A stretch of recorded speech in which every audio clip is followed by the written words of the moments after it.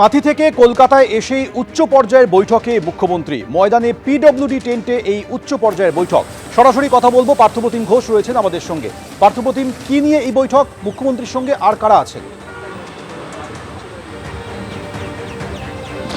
দেখো, একেবারে কাঁথি থেকে কলকাতায় ফিরেই কিন্তু মুখ্যমন্ত্রী একটা উচ্চ পর্যায়ে বিশেষ বৈঠক করছেন এবং এই যে জায়গায় দাঁড়িয়ে রয়েছে সেটা হচ্ছে ময়দানে পিডব্লিউডি টেন্ট। এবং সেই ময়দানে পিডব্লিউডি টেন্টে মুখ্যমন্ত্রী শুভেন্দু অধিকারী তিনি এসে পৌঁছেছেন। যেমন সেই বৈঠকে রয়েছেন মুখ্য সচিব রয়েছেন, স্বরাষ্ট্র সচিব রয়েছেন, এছাড়া মুখ্যমন্ত্রীর উপদেষ্টা সুব্রত গুপ্ত তিনি রয়েছেন, এছাড়া হচ্ছে রাজ্য পুলিশের ডিজিপি সিদ্ধিনাথ গুপ্তা, কলকাতার পুলিশ কমিশনার অজয় নাথ, তারা কিন্তু উপস্থিত রয়েছেন। পাশাপাশি কয়েকজন আধিকারিক, বিভিন্ন দপ্তরের আধিকারিকরাও কিন্তু এই সেই বৈঠকে অংশ নিয়েছেন, তারা কিন্তু রয়েছেন। একেবারে আমরা যে জায়গায় দাঁড়িয়ে রয়েছি, আজকে রবিবার দিন, ছুটির দিন, সেই ছুটির দিনে পিডব্লিউডি যে ময়দান টেন্ট, সেই জায়গায় মুখ্যমন্ত্রী শুভেন্দু অধিকারী তিনি এসে পৌঁছান। কিছুক্ষণ আগেই সেই বৈঠক শুরু হয়েছে এবং এই যে উচ্চ পর্যায়ের যে বৈঠক, সেই বৈঠক শুরু হয়েছে এবং সেখানে যেমনটা বললাম, মুখ্যমন্ত্রী ছাড়াও একেবারে শীর্ষ আধিকারিকরা, তারা যেমন মুখ্য সচিব রয়েছেন, স্বরাষ্ট্র সচিব রয়েছেন, কলকাতার পুলিশ কমিশনার, রাজ্য পুলিশের ডিজিপি থেকে শুরু করে একেবারে মুখ্যমন্ত্রীর উপদেষ্টা সুব্রত গুপ্ত, তারা কিন্তু রয়েছেন এবং এই বৈঠকে অংশ নিয়েছেন। রবিবার দিন, ছুটির দিনে একেবারে কাঁথি থেকে কলকাতায় ফিরেই বৈঠকে বসেছেন মুখ্যমন্ত্রী শুভেন্দু অধিকারী। সৌমেন, ধন্যবাদ।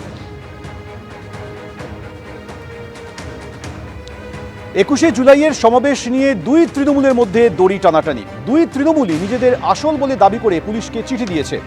ভিক্টোরিয়া হাউসের সামনে সবার অনুমতি চেয়ে দুপক্ষের তরফেই পুলিশকে চিঠি দেওয়া হয়েছে। সবার অনুমতি চেয়ে গতকাল সিপিকে চিঠি দিয়েছে ঋতব্রত তৃণমূল। বিদ্রোহী কাউন্সিলরদের বৈঠকে গতকাল একথা জানিয়েও দেয় ঋতব্রত তৃণমূল। কলকাতা পুলিশের কাছে আবেদন করেছে কালীঘাট তৃণমূল।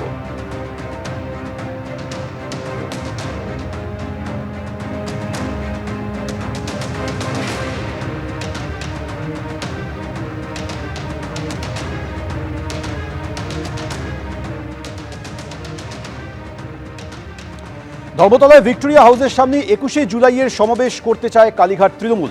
আজ ভিক্টোরিয়া হাউসের সামনে সভার জায়গা দেখে এলেন কালীঘাট তৃণমূলের প্রতিনিধিরা।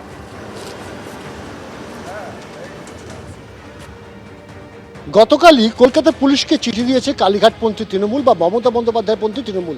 21শে জুলাই ভিক্টোরিয়া হাউসের সামনে করতেছে, আর তার পরের দিনই তারা পৌঁছে গেলেন ভিক্টোরিয়া হাউসের সামনে।